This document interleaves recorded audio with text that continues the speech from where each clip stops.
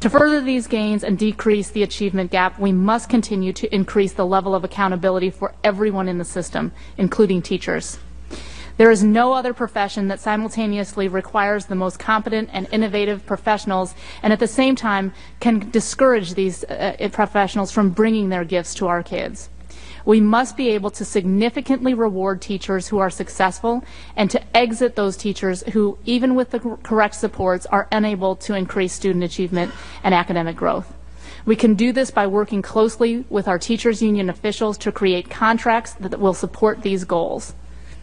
When we consider the difficulty of what we are asking teachers to do and the consequences to our students if we do not do those, it actually puzzles me that the issue of rewarding teachers for their success rather than seniority is a controversial one.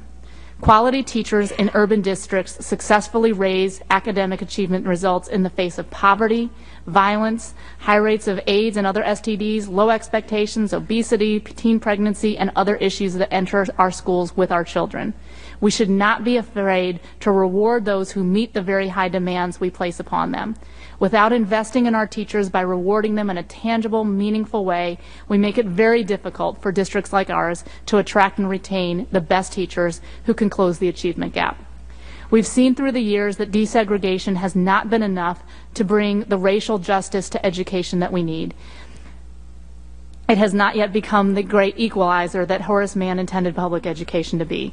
As we work to become what he envisioned for public education in this country, this year we are introducing the most dramatic and rapid changes this system has seen since the desegregation of our schools. If there has been one complaint that I have heard most frequently since I started, it's that we are moving too quickly.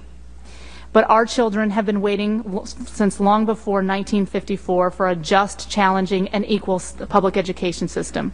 With mayoral governance under a mayor who is willing to make education, the education of the district's young people, the #1 priority, we can create accountability in systems that have not seen it before.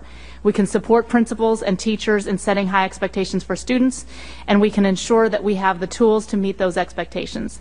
In DC and across the country, we can deliver high-quality public education to students that is theirs by right. Thank you for your support, for your commitment to closing the achievement gap in DC and across the country, and I'm happy to answer your questions.